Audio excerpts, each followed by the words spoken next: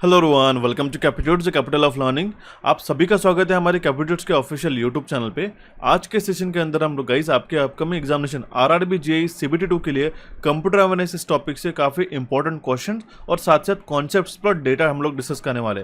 काफ़ी इंपॉर्टेंट रहता है गाइस आपकी सीबीटी 2 के लिए एक एक क्वेश्चन और एक एक मार्क्स, क्योंकि इसी के बेसिस पे आपका सिलेक्शन होता है। जितने भी एस्पिरेंट्स का सीबीटी 1 क्लियर हो चुका उनको मैं काफ़ी कॉन्ग्रेचुलेट करना चाहता हूँ गाइस। और आप उसी तरीके से उसी आप पेस में अच्छी तरीके से सीबीटी 2 की अगर आप तैयारी करते हो तो आपका ये आरआरबी जेईई का भी पोस्ट निकल जाता है। अब मेरी बात समझिएगा, चाहे जितने आपको टेक्निकल के भी सब्जेक्ट्स करने होंगे, बट ये एट द सेम पॉइंट आपकी जो बाकी सब टॉपिक्स होते हैं ये भी काफ़ी इक्वली इंपॉर्टेंट होते हैं। और जिस तरीके से अभी हमारे पास में एस्पिरेंट्स की रिक्वेस्ट थी कि सर इस सेशन को अच्छी तरीके से एक्सप्लेन किया जाए सो दैट हमारे मैक्सिमम जो है क्वेश्चन कंप्यूटर अवेयरनेस इस टॉपिक से बन सके, इसीलिए हम लोग आज के सेशन को शुरुआत कर रहे हैं। और काफ़ी इंपॉर्टेंट है, आज के सेशन में हम लोग आर्किटेक्चर ऑफ कंप्यूटर से क्वेश्चन देखने वाले, वो भी टॉप 30+। अब देखिए सेशन पे अगर आप फर्स्ट टाइम देख रहे हो सेशन को तो आप सेशन को लाइक कीजिएगा, एंड चैनल पे अगर आप फर्स्ट टाइम विजिट कर रहे हो तो चैनल को सब्सक्राइब करके नोटिफिकेशन बेल पे क्लिक कीजिएगा सो दैट आपको इंपॉर्टेंट अपडेट टाइमली मिलते रहे। अब देखिए मैं मेंशन करना चाहता हूँ आरआरबी जेईई का एग्जामिनेशन पैटर्न, ठीक है, सीबीटी 2 का, ठीक है। वो क्या आता है हमारे पास, उसमें जनरल अवेयरनेस आता है 15 क्वेश्चन, ठीक है, फिजिक्स एंड केमिस्ट्री आता है, कंप्यूटर एंड एप्लीकेशंस आता है, ठीक है। अब देखिए नंबर ऑफ क्वेश्चन कंप्यूटर में कितने आते हैं, सिर्फ 10 क्वेश्चन। बच्चे यही कहते हैं कि सर हम लोग सिर्फ 10 क्वेश्चन के लिए क्या पढ़े क्या नहीं पढ़े, ठीक है। उनको ऐसा लगता है कि सिर्फ ये 10 क्वेश्चन जो है काफ़ी बेसिक है as compare to the technical. But मेरी बात समझिएगा, जितने भी आपके इक्वल सेक्शन है, अगर आप इसमें अच्छा परफॉर्म करते हो, अगर आप 10/10 लेके आते हो कंप्यूटर में से, तो आप समझिएगा काफ़ी अच्छा आपका बूस्टअप हो जाता है स्कोर में, ठीक है। इस बातों को आपको ध्यान में रखना रहता है, क्योंकि यहाँ पे 1/3 नेगेटिव मार्किंग है हर एक रॉन्ग क्वेश्चन को लेते हुए। अगर आपके 10 क्वेश्चन भी अच्छी तरीके से हो जाते हैं तो काफ़ी अच्छी तरीके से आपका सिलेक्शन हो जाता है। तो यही है हमारे पास सीबीटी 2 का एग्जामिनेशन पैटर्न। और इसी के ध्यान में रखते हुए हमारा जो एग्जामिनेशन में सिलेबस दिया है नॉन टेक्निकल में पर्टिकुलरली, जहाँ पे हमारे पास में basics of computer and application, ये ऑथेंटिक जो हमारे पास आरआरबी ने जो उनका सर्कुलर रिलीज किया था, नोटिफिकेशन रिलीज किया था, उसमें ये की पॉइंट्स मेंशन किए थे। उसमें क्या क्या था, architecture of computer, input and output devices, storage devices, networking, operating system हो गया, ठीक है। उसके बाद एमएस ऑफिस होता है, various data representation, internet and email, website and web browser, computer viruses. अब आपको ये काफ़ी छोटे छोटे अगर आप टॉपिक लग रहे होंगे, लेकिन इसमें ऊपर भी काफ़ी डेप्थ में क्वेश्चन बनते हैं, तो ये बात समझिएगा। इसीलिए हम लोग सबसे पहले आज के सेशन में आर्किटेक्चर ऑफ कंप्यूटर को पढ़ेंगे, उसके बाद में हम लोग इनपुट आउटपुट डिवाइसेस पढ़ेंगे, storage devices, networking, operating system, हर एक के इंडिविजुअल सेशन में आपको प्रोवाइड कराने वाला हूँ। इसीलिए सेशन को लाइक करके आपको नोटिफिकेशन बेल पे पर्टिकुलरली क्लिक करके ऑल पे क्लिक करना होगा सो दैट आपको टाइमली अपडेट्स मिलते रहे, ठीक है। अच्छी तरीके से हम लोग सेशन को पढ़ने वाले हैं और आज का सेशन रहने वाला है हमारा आर्किटेक्चर ऑफ कंप्यूटर के ऊपर। इसके ऊपर हम लोग टॉप इंपॉर्टेंट क्वेश्चंस को देख लेते हैं। देखिएगा सबसे पहला क्वेश्चन है हमारे पास में, which among the following is an important circuitry in a computer system that direct the operation of the processor. इनमें से, ठीक है, कंप्यूटर में से एक ऐसा कौन सा एक इंपॉर्टेंट सर्किटरी है, ठीक है, जो डायरेक्ट करता है किस तरीके से ऑपरेशन करना चाहिए प्रोसेसर ने, ठीक है। निम्नलिखित में से कौन सा कंप्यूटर सिस्टम में एक महत्वपूर्ण सर्किटरी है जो प्रोसेसर के संचालन को निर्देशित करता है, ऐसा बताया गया। तो अब देखिए ऑप्शन में आपको मेमोरी बस, एड्रेस बस, एक्यूमुलेटर, एएलयू, ठीक है, एंड कंट्रोल यूनिट। अब देखिए तीन तो ऑप्शन आप एलिमिनेट कर दोगे, ALU arithmetic and logical unit, इसका एक फुल फॉर्म होता है, या फिर कंट्रोल यूनिट। आप दोनों ऑप्शन में से कंफ्यूज रह जाओगे, तो मैं आपको मेंशन करना चाहता हूँ। देखिए ऑप्शन में तो 4 ही रहते हैं बेसिकली, लेकिन हमने एक और ऑप्शन एडिशनली डाल रखा है क्योंकि काफ़ी इंपॉर्टेंट होता है अलग अलग ऑप्शंस के साथ डील करना, ठीक है। तो इसका करेक्ट आंसर होता है हमारे पास में कंट्रोल यूनिट। अब समझिएगा ये होता है हमारा कंप्यूटर, ओके, इसको हम लोग पर्सनल कंप्यूटर कहते हैं। इसके अंदर कौन से इंटरनल इनबिल्ट कंपोनेंट्स रहते हैं। एक तो रहता है हमारे पास कंप्लीट सिस्टम कंप्यूटर का, जिसके अंदर हमारे पास में प्रोसेसर के अंदर क्या रहता है, कंट्रोल यूनिट हो गया, मेमोरी यूनिट, एएलयू रहता है, ठीक है। इनपुट आउटपुट यूनिट से मेमोरी बसेस से जुड़ा रहता है, जिसके कारण क्या है वो कम्युनिकेट कर सके, ओके। यहाँ पे जो है कंट्रोल फ्लो बसेस भी रहते हैं और डेटा फ्लो भी होता है, ठीक है। सेकेंडरी स्टोरेज से हमारा डेटा फ्लो होता है इन एंड आउट, एंड उसी के साथ जो है हमारे पास में कंट्रोल यूनिट एक काम करता है कि पूरे के पूरे ऑपरेशन जो होते हैं हमारे प्रोसेसर के उसको डायरेक्ट करने का काम करता है। आर्किटेक्चर ऑफ कंप्यूटर्स के अंदर काफ़ी डिफरेंट क्वेश्चन आते हैं, लेकिन हमने पूरा ट्राई किया है कि जितने भी इंपॉर्टेंट होते हैं क्वेश्चंस और जो फंडामेंटल कॉन्सेप्ट के ऊपर क्वेश्चन बन सकते हैं वो आपको मैं समझा सकूँ। एक बेसिक सा क्वेश्चन था, इसके बाद हम लोग और डिटेल में पढ़ते हैं किस तरीके से एएलयू के अंदर कंपोनेंट्स रहते हैं। तो आप समझिएगा ये कंट्रोल यूनिट एक रिस्पॉन्सिबल होता है सारी चीज़ों को कोऑर्डिनेट करने के लिए, ठीक है। इसलिए इसका करेक्ट आंसर आता है हमारे पास में ऑप्शन ई। नेक्स्ट क्वेश्चन है हमारे पास, the part of a computer that coordinates all its function is called as dash, ठीक है। अगेन सेम क्वेश्चन अलग अलग तरीके से यहाँ पे पूछा गया, अलग तरीके से पूछा गया कि ऐसा कौन सा कंप्यूटर का हिस्सा है जो सभी कार्यों को समन्वय करता है, उसे क्या कहा जाता है। कोऑर्डिनेशन करने का काम भी हमारा कंट्रोल यूनिट का ही रहता है, समझिएगा, ठीक है। एक सेंट्रलाइज प्रोसेसिंग यूनिट में, सेंट्रल प्रोसेसिंग यूनिट में क्या क्या कंपोनेंट रहता है, ये क्वेश्चन बन सकता है। एक तो रहता है कंट्रोल यूनिट, ठीक है, जिसको सीयू कहते हैं हम लोग, एएलयू रहता है, अरिथमेटिक एंड लॉजिक यूनिट रहता है। अरिथमेटिक मतलब क्या है, ठीक है, अरिथमेटिक मतलब होता है मैथ्स, ठीक है, मैथ्स में क्या क्या रहता है हमारे पास, प्लस माइनस, ठीक है, डिवीजन एंड मल्टीप्लिकेशन, करेक्ट है।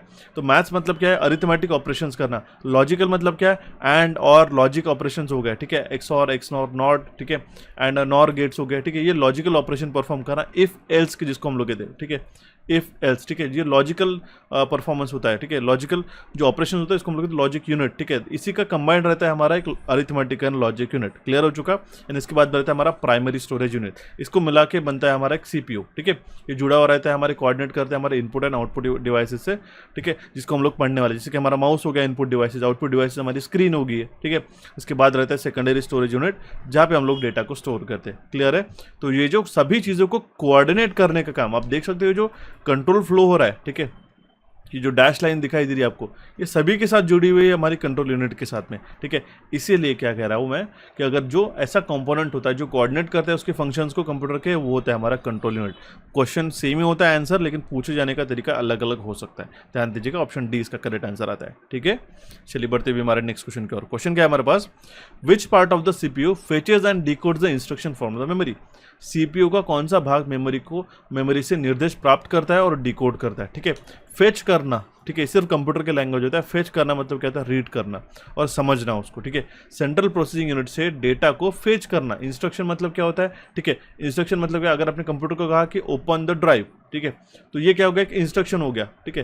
तो ये कि इंस्ट्रक्शन जो समझता है सीपीयू, ठीक है, तो कौन सा पार्ट है हमारे सीपीयू का जो डेटा को, इंस्ट्रक्शन को फेच करता है, रीड करता है और उसको डिकोड करता है, वो रहता है हमारा कंट्रोल यूनिट ही, समझेगा। इसीलिए मैं आपको मेंशन करना चाहता हूँ, यही सारे क्वेश्चन घुमा फिरा के ऐसे पूछे जाते हैं। अब यहाँ पे बहुत सारे बच्चे ALU arithmetic and logical operation का जो अरिथमेटिक एंड लॉजिकल यूनिट का जो है उनका आंसर मार्क कर सकते हैं, लेकिन ऐसे छोटे छोटे सिली मिस्टेक्स बहुत सारी होती है। इसलिए मैं मेंशन कर रहा हूँ, अगर आप 2025 में कंप्यूटर अवेयरनेस को पढ़ रहे हो, ठीक है, कंप्यूटर अवेयरनेस के क्वेश्चंस अगर आपको तैयार करना है तो ऐसे ही सिली मिस्टेक्स काफ़ी ज़्यादा हो रहे हैं, इसी को आपको अवॉइड करना रहेगा, ठीक है। अभी हमारे पास और भी क्वेश्चन आएंगे जहाँ से आपको आर्किटेक्चर ऑफ कंप्यूटर से काफ़ी सारी चीज़ें क्लियर करने मिल जाएगा, ठीक है। एंड साथ ही साथ हम लोग कुछ जनरेशन वगैरह भी पढ़ेंगे जहाँ से डेफिनेट से क्वेश्चन बनते हैं, ठीक है। ट्राई करेंगे गाइस कि 10 में से एटलीस्ट 9 जो है एक्यूरेट क्वेश्चन लगा सको। प्रैक्टिकली बात कर रहा हूँ मैं, ठीक है, जितने मैक्सिमम हम लोग कॉन्सेप्ट को पढ़ रहे हैं, ठीक है। ऑप्शन बी इसका यहाँ पे हमारा करेक्ट आंसर आ जाता है। चलिए बढ़ते हुए हमारे नेक्स्ट क्वेश्चन की ओर। क्वेश्चन इज, तो 3 main parts of the processor. अभी हमने थोड़ी देर पहले कहा कि प्रोसेसर के 3 मुख्य जो पार्ट्स होते हैं वो कौन से होते हैं, ठीक है, समझिएगा। वो रहता है हमारा ALU, control unit and register, ठीक है, ये होता है हमारा प्रोसेसर, सेंट्रल प्रोसेसिंग यूनिट जिसको हम लोग कहते हैं सीपीयू। अब आपको फुल फॉर्म भी ध्यान में रखना रहता है, इंडिविजुअल लेटर का भी फुल फॉर्म क्वेश्चन के फॉर्म से बन सकता है। मैं आपको बार बार नहीं कहूँगा कि ये चीज़ आपको ध्यान में रखनी करके, बट आपको हर एक जहाँ पे भी एब्रिविएशन या फिर हम लोग जिसको फुल फॉर्म कहते हैं वो आपको पता होना चाहिए, ठीक है।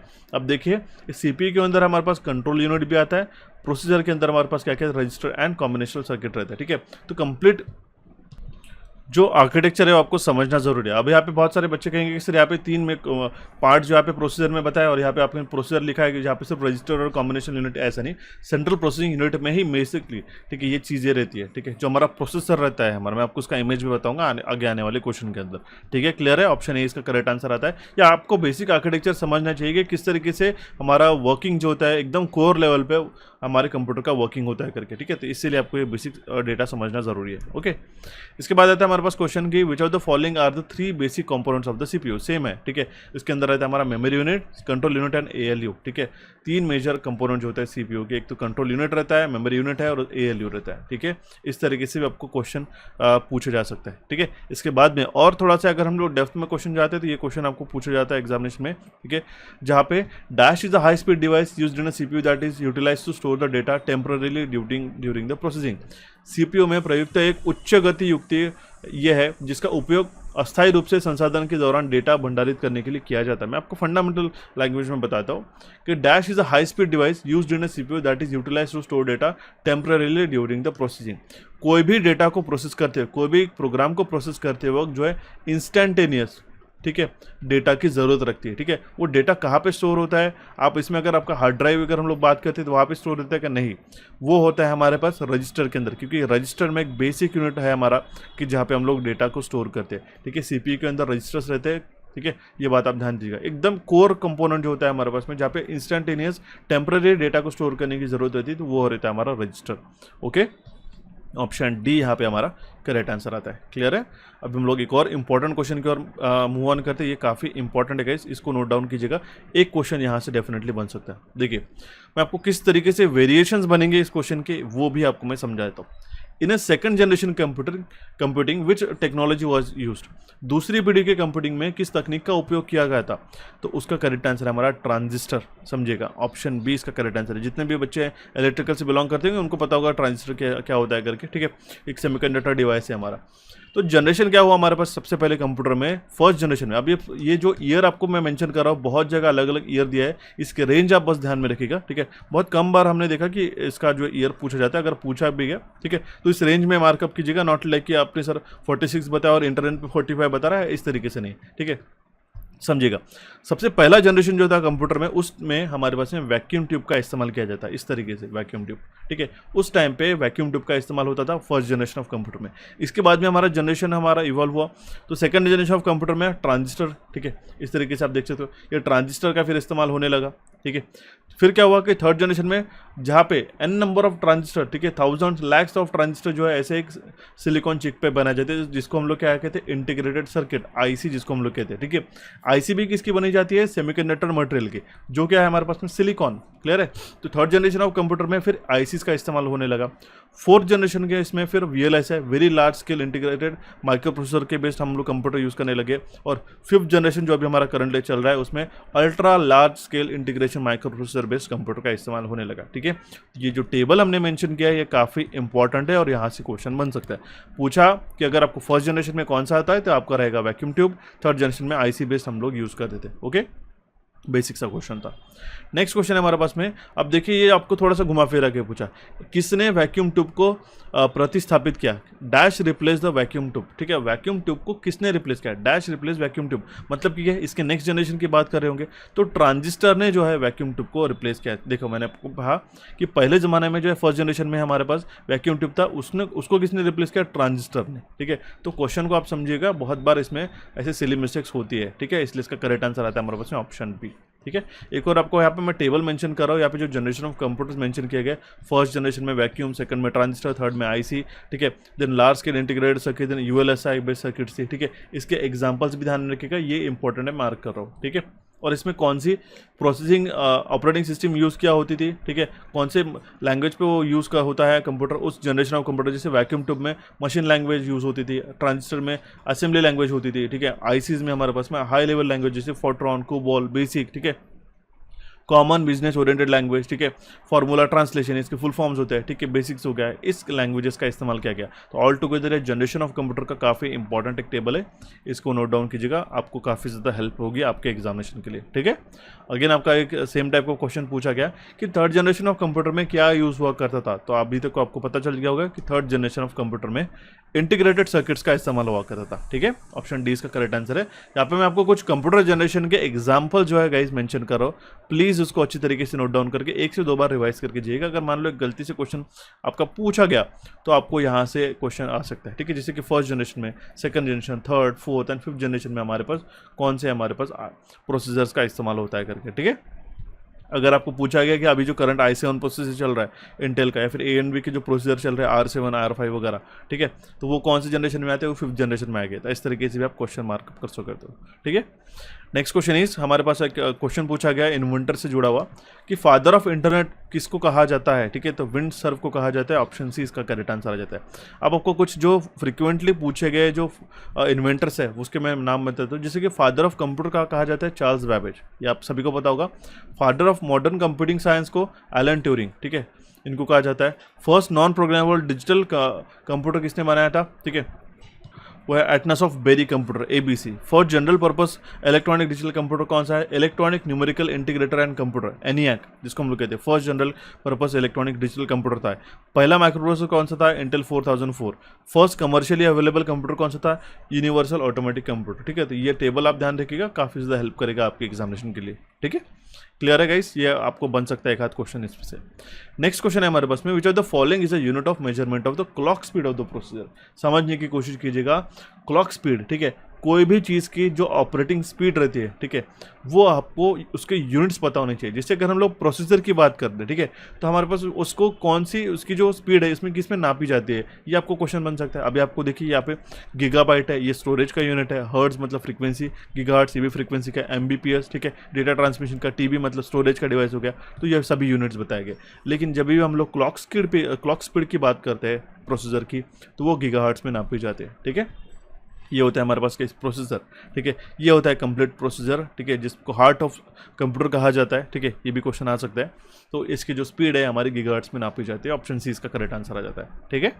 देखते हुए हमारा next question is what is the unit of बस स्पीड इन द मदरबोर्ड। अब देखिए मदरबोर्ड पे सारे कंप्यूटर्स के कंपोनेंट हाउस किए जाते हैं। हाउस किए जाते हैं मतलब सभी, जैसे कि रैम हो गया, प्रोसेसर हो गया, ठीक है, हार्ड ड्राइव्स हो गए, एक्सटर्नल पेरिफेरल्स हो गए, ये सारी चीज़ें मदरबोर्ड पे जोड़ी जाती है, ठीक है। तो उसके जो बस स्पीड है उसका यूनिट क्या होता है, तो वो रहता है हमारा मेगाहर्ट्ज। ध्यान दीजिएगा, ऑप्शन ए इसका करेक्ट आंसर रहता है। बहुत बार ये छोटे छोटे यूनिट्स में कन्फ्यूजन होता है, ऑप्शन ए इसका करेक्ट आंसर आता है, ठीक है। एक चीज़ मैं 2 मिनट का पॉज लेके बताना चाहता हूँ गाइस, बहुत सारे बच्चों को कंप्यूटर की थियोरी पढ़ने के लिए काफ़ी दिक्कत जाती है कि सर एक ऐसा वन स्टॉप सोल्यूशन बता दीजिए कि जहाँ पे हमारे थियोरी और हम लोग एमसीक्यू को अच्छी तरीके से तैयारी कर सके। इसलिए मैं मेंशन करना चाहता हूँ, इस कंप्यूटर अवेयरनेस के कोर्स को आप एनरोल करके, टोटल 17 सेशन है इसके अंदर गाइस, इतना भी अगर आप अच्छी तरीके से देख लोगे तो आई एम 100% श्योर काफ़ी अच्छा परफॉर्म करके आ गया। इवन इफ आपके 10 क्वेश्चन क्यों ना हो आपके CBT2 के एग्जामिनेशन के लिए, इसको आपको ज्वाइन करने के लिए कैपिटल्स के एप्लीकेशन को डाउनलोड करके आप इसको एनरोल कर सकते हो। कूपन कोड को मैं मेंशन कर देता हूँ CA75, इस कूपन कोड को इस्तेमाल करके इसको आप एनरोल कर सकते हो। जितने भी एस्पिरेंट छात्र है इंटरेस्टेड है और हमको उनको चाहिए कि सर मैं एक भी सेक्शन मिस ना करूँ कंप्यूटर अवेयरनेस से, ठीक है, CBT2 को मुझे अच्छी तरीके से क्लियर करना है, तो उन्होंने तो डेफिनेटली ज्वाइन करना चाहिए। काफ़ी एक्सटेंडेड वैलिडिटी के लिए आपके साथ एक कोर्स मिल रहा है, ठीक है। बहुत सारे बच्चों का अब इसमें क्या होता है कि सर हमारी थियरी तो हो चुकी है, हमें सिर्फ क्वेश्चन लगाने, बस उसके लिए बेस्ट है कि सिर्फ 199 रुपीज़ का एक हमारा कोर्स, जिसके अंदर 1100 प्लस क्वेश्चन है, ठीक है। अप्रॉक्सीमेट क्वेश्चन बताता हूँ, 1189 क्वेश्चन है। इसको आप सबसे पहले तो पढ़ लो 10 दिनों के अंदर, और उसके अंदर की टोटल जो 12 मॉक टेस्ट हमने लगाए, हर एक मॉक टेस्ट में 100 क्वेश्चन है, आप इसको दे दीजिएगा। बस जितने भी क्वेश्चन आपको पूछे जाने वाले इन इस ई बुक से ही आपको बनेंगे, ठीक है। ये आपको हमारे कैपिटल्स के एप्लीकेशन के अंदर मिल जाएगी, ठीक है। ये भी अगर आप अच्छी तरीके से ज्वाइन करके पूरा पढ़ लेते हो सारे के सारे क्वेश्चन, ठीक है, इसके बाहर आपके क्वेश्चन नहीं जाते गए, ध्यान दीजिएगा, ओके। ऑप्शन बेसिकली इसका जो ऑप्शन होता है हमारे पास में कैपिटल्स के एप्लीकेशन पे, वो है हमारे लेटेस्ट पेड कोर्स के अंदर, ठीक है, इसको अटेम्प्ट करने का। दूसरा एक ऑप्शन है हमारे पास, इसको कहाँ से अटेम्प्ट करें, इसको आप जो है वेबसाइट पे भी capitals.com, इस वेबसाइट पे भी आप इसको एक्सेस कर सकते हो इसके टेस्ट सीरीज को देने के लिए, ठीक है। मेरी बात समझिएगा, इसके टेस्ट सीरीज को जो है आप हमारे capitals.com के वेबसाइट पे भी आप जाके दे सकते हो, ठीक है। तो 2 ऑप्शन है इसको आप एक्सेस करने के लिए, ठीक है। अगर आपके पास एप्लीकेशन है, ठीक है, तो भी आप इसको एक्सेस कर सकते हो, ठीक है। एंड अगर आपको ई बुक पढ़ना होगा तो आप एप्लीकेशन के ऊपर अच्छी तरीके से ई बुक को गो थ्रू कीजिएगा, एंड इसके बाद जो है पूरे के पूरे क्वेश्चन आपको लगा लेने, ठीक है। कूपन कोड कौन सा है, COM60, ध्यान दीजिएगा, ठीक है। कंटिन्यू करते हुए हमारे सेशन को और देखते हुए हमारा नेक्स्ट क्वेश्चन काफ़ी इंपॉर्टेंट है। ये क्वेश्चन बहुत बार पूछा जा चुका है, बहुत बार बच्चों को कन्फ्यूजन भी होता है। इनमें से कौन सा लैंग्वेज है वो क्लोजेस्ट है मशीन कोड के साथ, तो वो है हमारा असेंबलर, ठीक है। Which are the following language, assembly language जो होती है एकदम क्लोजेस्ट होता है हमारे मशीन कोड के साथ। तो देखिए कंपाइलर क्या करता है, ये कन्वर्ट करता है हाई लैंग्वेज को मशीन लैंग्वेज में। ये क्वेश्चन बनता है कंपाइलर का काम क्या होता है, ओके। और कंपाइलर किस तरीके से हम लोग इसको डिकोड करें, कंपाइल मतलब कंप्लीट, उसका मतलब है कंप्लीट प्रोग्राम एट वंस। जब हमारा कंपाइलर जो कंप्लाई करता है एक प्रोग्राम को, ऑब्जेक्ट कोड जो है हमारा जनरेट होता है, ठीक है। इसके बाद में इंटरप्रेटर क्या करता है, ये भी एक हमारा high level language into machine level language convert करता है, बट ये लाइन बाय लाइन करता है, ठीक है, वन एट अ लाइन, ठीक है, ओके, क्लियर है। इसके बाद में जो इंटरप्रेटर के अंदर कोई भी एक ऑब्जेक्ट कोड जनरेट नहीं होता, ठीक है, कंपाइलर के अंदर हमारा ऑब्जेक्ट कोड जनरेट होता है, ठीक है। असेंबलर क्या करता है, ये कन्वर्ट करता है पूरे असेंबली लैंग्वेज को मशीन लैंग्वेज में, ठीक है। ये भी आपको ध्यान में रखना है। तो ऐसे बेसिक से कुछ आपको की पॉइंट्स भी आपको ध्यान में रखने रहते हैं, एग्जामिनेशन में बन सकते हैं। इसी से जुड़ा हुआ एक हमारा क्वेश्चन आता है कि assembler takes dash as a input and produce dash as output, ठीक है। असेंबलर क्या करता है, असेंबली लैंग्वेज को एज ए इनपुट लेता है और आउटपुट में, ठीक है, हमें क्या रीलोकेटेबल मशीन कोड मिलता है, ठीक है। समझेगा, असेंबली लैंग्वेज में क्या होता है, इनपुट हमारा असेंबलर क्या करता है, इनपुट हमारे में असेंबली लैंग्वेज रहता है और असेंबलर क्या करता है, इसको रिलोकेट करते हैं हमारे आउटपुट कोड में, ठीक है, जिसको हम लोग मशीन कोड कहते हैं। इसके बाद में हमारा प्री प्रोसेसर क्या करता है, सोर्स प्रोग्राम को एज ए इनपुट लेता है और आउटपुट में हमें मॉडिफाइड सोर्स प्रोग्राम देखने को मिलता है, ठीक है। लिंकर या फिर लोडर क्या करता है, रिलोकेट करते हैं हमारे मशीन कोड को जो एज ए इनपुट देते हैं और आउटपुट में हमें टारगेट मशीन कोड मिलता है, ठीक है। कंपाइलर क्या करता है, मॉडिफाइड सोर्स प्रोग्राम को एज ए इनपुट लेता है और हमें असेंबली लैंग्वेज आउटपुट में मिलती है, ठीक है। तो ये कुछ बेसिक जो है assembler, pre processor, linker, loader या फिर हमारे पास में कंपाइलर के कुछ बेसिक फंडामेंटल्स ध्यान रखिएगा, एक आध क्वेश्चन बन सकता है इसमें, ठीक है। चलिए देखते हैं हमारा एक नेक्स्ट क्वेश्चन, ठीक है। क्वेश्चन क्या है हमारे पास में, विच of the following is not a programming language. ये क्वेश्चन हम लोग प्रोग्रामिंग लैंग्वेज में भी कंसिडर करेंगे। तो बेसिकली इसका करेक्ट आंसर है हमारे पास माइक्रोसॉफ्ट ऑफिस। मैं इस क्वेश्चन को पर्टिकुलरली आपको इसमें भी एक्सप्लेन करा दूंगा, ठीक है। प्रोग्रामिंग लैंग्वेज नहीं है, ये पूछा गया, बेसिक सा क्वेश्चन था ये। नेक्स्ट क्वेश्चन है हमारे पास में, component on a motherboard does not include, ठीक है। मदरबोर्ड पे कौन से कंपोनेंट इंक्लूड नहीं होते हैं, देखिए सीमॉस, ठीक है। Complementary metal oxide semiconductor battery, ये भी हमारे पास में सीमॉस बैटरी भी यहाँ पे लगती है, ठीक है। आईओ चिप, ठीक है, processor chip, expansion slot and graphic card, ठीक है। तो इसका करेक्ट आंसर होता है हमारे पास में ग्राफिक कार्ड, ठीक है। मदरबोर्ड पे हमारा ग्राफिक कार्ड ये एक्सटर्नली लगता है, उसके ऊपर लगा हुआ नहीं आता, ध्यान दीजिएगा। इसका हम लोग इंटरनल ग्राफिक्स कार्ड लगा के आता है जो हमारे पास में सीपीयू में इनबिल्ट रहता है, ओके। ऑप्शन ई इसका यहाँ पे करेक्ट आंसर आ जाता है। चलिए बढ़ते हुए हमारे नेक्स्ट क्वेश्चन की ओर। Question is which of the following is not one type of the bus, ठीक है, not one of the type of bus. इनमें से कौन सा टाइप ऑफ बस नहीं है, कंट्रोल बस होती है, डेटा बस होती है, एड्रेस बस होती है, लेकिन यूटिलिटी बस ऐसा कोई ऑप्शन नहीं है, इसलिए इसका करेक्ट आंसर आता है हमारे बस में option D. The next question is which of the following is responsible for extending commands to the arithmetic logic unit of the computer, ठीक है। इनमें निम्नलिखित में से कौन कंप्यूटर की अंकगणितीय तर्क इकाई को कमांड देने के लिए जिम्मेदार है, तो वो भी हमारा करेक्ट आंसर हो जाएगा कंट्रोल यूनिट, ठीक है। ये कंट्रोल यूनिट के हमने 3 से 4 क्वेश्चन अभी तक ले लिए। अलग अलग टाइप के क्वेश्चन पूछे जाते हैं लेकिन इसका आंसर सेम ही है। इसके वर्किंग आपको एक्सप्लेन करने के लिए मैं क्वेश्चन इंक्लूड करके रखा हूँ, ठीक है। नेक्स्ट क्वेश्चन आया था हमारे पास में, ठीक है। A complete operating system that works on a desktop computer, notebook computer or a mobile computing device is called as a dash operating system, ठीक है। एक ऐसा कंप्लीट ऑपरेटिंग सिस्टम जो वर्क होता है हमारे कंप्यूटर, डेस्कटॉप कंप्यूटर पे, notebook computer पे या फिर मोबाइल कंप्यूटिंग डिवाइस पे, इसको हम लोग कहते हैं स्टैंड अलोन ऑपरेटिंग सिस्टम, ठीक है। ये भी एक क्वेश्चन है हमारे ऑपरेटिंग सिस्टम का है, ये भी हम लोग डिस्कस करेंगे अगेन डिटेल में वहाँ पे, ठीक है। नेक्स्ट क्वेश्चन है हमारे पास में fundamental question architecture of computer से जुड़ा हुआ कि जो आईसी चिप है किससे बनाई जाती है। आईसी चिप जो है वो सिलिकॉन से बनाई जाती है, ठीक है। ऑप्शन ए इसका करेक्ट आंसर आता है। इस तरीके से सिलिकॉन की चिप बनाई जाती है। इसमें थाउजेंड्स ऑफ हमारे लैक्स ऑफ ट्रांजिस्टर इसमें एम्बेडेड रहते हैं। Next question is SMPS stands for. अब देखिए ये जो एसएमपीएस है, ठीक है, ये जो है आपका इसका काम क्या होता है, ये हमें क्वेश्चन में पूछा गया, या फिर अगर हम इसका फुल फॉर्म भी पूछा जाता है तो भी आपको पता होना चाहिए। एसएमपीएस का फुल फॉर्म होता है स्विच्ड मोड पावर सप्लाई, ठीक है। इससे जुड़ा हुआ मैं नेक्स्ट क्वेश्चन आपको मेंशन करता हूँ। All the parts of the CPU is powered by, it is correct, इसका करेक्ट आंसर आ जाता है SMPS, switched mode power supply. एक एक लेटर का भी आपको फुल फॉर्म पता होना चाहिए। अब देखिए एसएमपीएस करता क्या है बेसिकली, ठीक है, जितना भी आपके मदरबोर्ड पे पावर रिक्वायरमेंट रहती है डीसी वोल्ट की, ठीक है, 12 वोल्ट हो गया, 5 वोल्ट हो गया, प्लस 24 वोल्ट हो गया, ठीक है, 9 वोल्ट हो गया, तो सारे के सारे जो पावर सोर्स हमारे पास ये जो बैक ऑफ द कंप्यूटर पे लगा रहता है, ठीक है, कैबिनेट के अंदर, ये हमें प्रोवाइड कराता है पावर। इसका करेक्ट आंसर होता है हमारा एसएमपीएस, ऑप्शन बी इसका करेक्ट आंसर आ जाता है, ठीक है। नेक्स्ट क्वेश्चन होता है हमारे पास में by firmware we understand. Firmware मतलब क्या होता है, देखिए मैं मेंशन करना चाहता हूँ, एक ऐसा सेट ऑफ प्रोग्राम रहता है जो कि एक रॉम चिप के अंदर लगाया जाता है, बनाया जाता है जब हमारा मैन्युफैक्चरिंग होता है कंप्यूटर में। अब देखिए फर्मवेयर क्या करते हैं, जितने भी बेसिक लेवल के फंक्शनिंग रहते हैं हमारे पास कंप्यूटर्स के अंदर, ठीक है, इसके बेसिक ऑपरेशंस का जो इंस्ट्रक्शन स्टोर्ड होता है वो हमारे रॉम मेमोरी के अंदर होता है स्टोर्ड, ठीक है। एक रॉम जो है हमारे एक नॉन वोलाटाइल मेमोरी है गाइस, ठीक है। मैं आपको नॉन वोलाटाइल समझा दूंगा क्योंकि यहाँ से क्वेश्चन 100% पूछा जाता है, ठीक है। तो ये फर्मवेयर जो है ऐसा एक सेट ऑफ प्रोग्राम रहता है जो प्री इंस्टॉल्ड होता है हमारे रॉम मेमोरी के अंदर जब हमारा वो कंप्यूटर या फिर जो उस कंप्यूटर की मैन्युफैक्चरिंग होती है तब, ठीक है। ऑप्शन डी इसका करेक्ट आंसर आ जाता है। The next question is what is the main role of motherboard. Motherboard का काम क्या होता है, मदरबोर्ड का वही काम होता है कि जो फैसिलिटेट करता है कम्युनिकेशन और coordination between the hardware component, ठीक है। मदरबोर्ड में क्या होता है, अगर आपने मान लो पूरा का पूरा रैम लिख लिया, ठीक है, हार्ड ड्राइव ले लिया, ठीक है, हमारे पास में प्रोसेसर ले लिया, तो आप उसको कहाँ पे लगाओगे, इसलिए हमारे पास मदरबोर्ड रहता है। मदरबोर्ड पे अभी हम लोग कहते हैं पीसीबी, पीसीबी का फुल फॉर्म कहते हैं प्रिंटेड सर्किट बोर्ड। क्लियर है गाइस, काफी सिंपल सा क्वेश्चन था। ऑप्शन ई इसका करेक्ट आंसर है।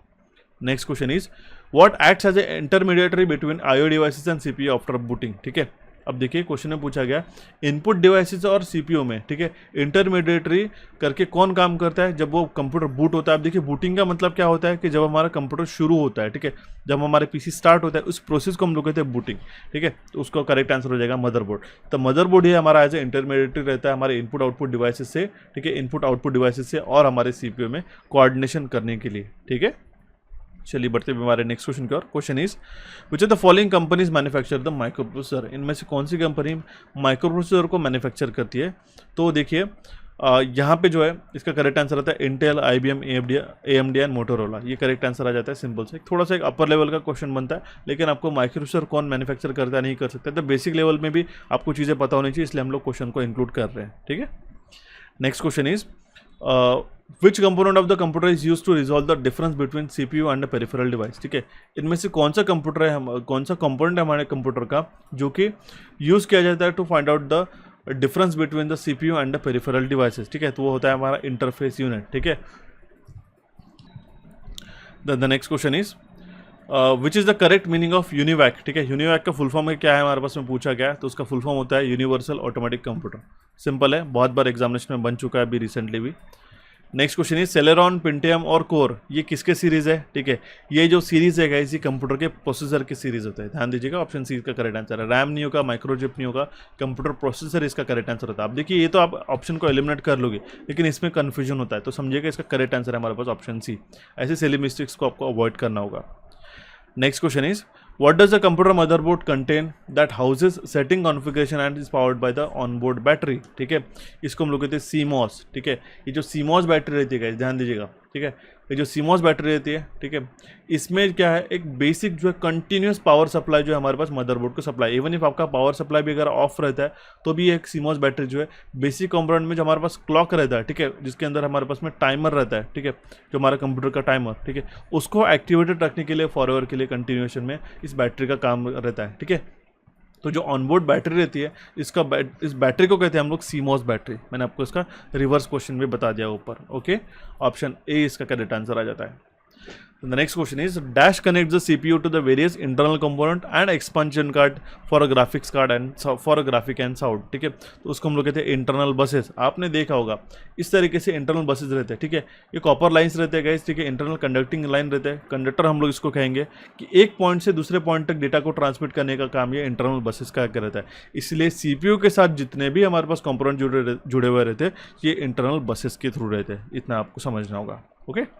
नेक्स्ट आपको ऐसा क्वेश्चन बन सकता है कि इनमें से कौन सा पार्ट मदरबोर्ड पे मौजूद नहीं है, ठीक है। तो देखिए USB भी रहता है, ईथरनेट भी रहता है, HDMI भी रहता है, DVI फिर एक्स डिस्प्ले पोर्ट भी रहता है, ठीक है।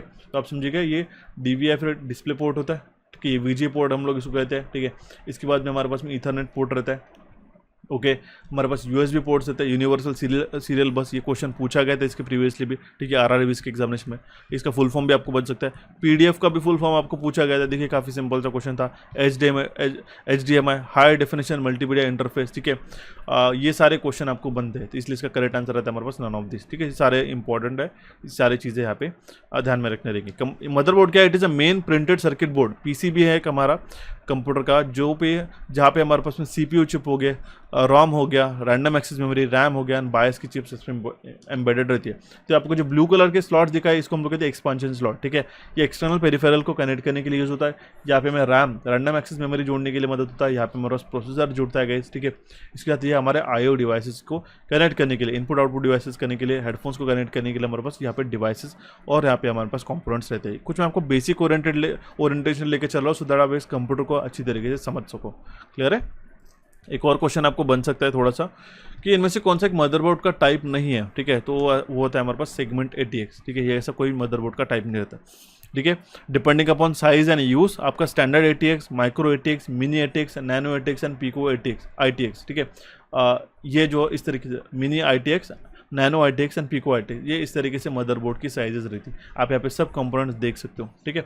इस तरीके से इसका एक सेगमेंट किया जाता है, जिसका करेक्ट आंसर हमारे पास ऑप्शन ई, जो कि सेगमेंट ATX जो है कोई भी एक टाइप का मदरबोर्ड नहीं है, ओके। ऑप्शन ई इसका करेक्ट आंसर आ जाता है। तो ये थे गाइस कुछ बेसिक आर्किटेक्चर ऑफ कंप्यूटर से। मैं आपको बता दूं, अगर आपको 10 क्वेश्चन आपको पूछे जा रहे हैं कंप्यूटर में, तो हालांकि इसमें से एक या फिर 2 ही मैक्सिमम क्वेश्चन आपको आर्किटेक्चर ऑफ कंप्यूटर से बन सकते हैं, ठीक है। बाकी इससे काफ़ी ज़्यादा जो टॉपिक इंपॉर्टेंट है वो आपको मैं ऑलरेडी मेंशन करा है, जैसे कि MS ऑफिस हो गया, ठीक है, स्टोरेज डिवाइसेस हो गया, ठीक है, कंप्यूटर वायरसेस से आपको आजकल काफ़ी ज़्यादा क्वेश्चन बन रहे हैं, वो आपको अच्छी तरीके से प्रिपेयर करने रहेंगे, ठीक है। तो ये था हमारा कंप्लीट सेशन कैसा लगा जरूर कमेंट बॉक्स के माध्यम से कमेंट करके बताइएगा। अगर आपने टेस्ट पास को ज्वाइन नहीं किया होगा तो आप हमारे कैपिटल्स के एप्लीकेशन पे जाके इसको ज्वाइन कर सकते हो, ठीक है। टेलीग्राम चैनल से जुड़े रहेगा, सो दैट इंपॉर्टेंट अपडेट आपको टाइमली मिलता रहे। आज का सेशन कैसा लगा ये तो हमें जरूर बताने हैं, लेकिन साथ ही साथ हमारे कैपिटल्स के एप्लीकेशन को डाउनलोड करने के लिए यहाँ पे आप क्लिक करके डाउनलोड कर सकते हो, यहाँ पे आप क्लिक करके इसको सब्सक्राइब कर सकते हो, और रिसेंट सेशन को देखने के लिए यहाँ पे आप इसको क्लिक करके सारे सेशन को देख सकते हो। साथ साथ मैं आपको मेंशन करना चाहूँगा, टेलीग्राम चैनल से हमेशा कनेक्टेड रहेगा, सो दैट आपको टाइमली अपडेट मिलते रहे। So guys, thank you for watching this sub session and have a nice day. मिलते भी हमारे नेक्स्ट सेशन में जल्दी से जल्दी।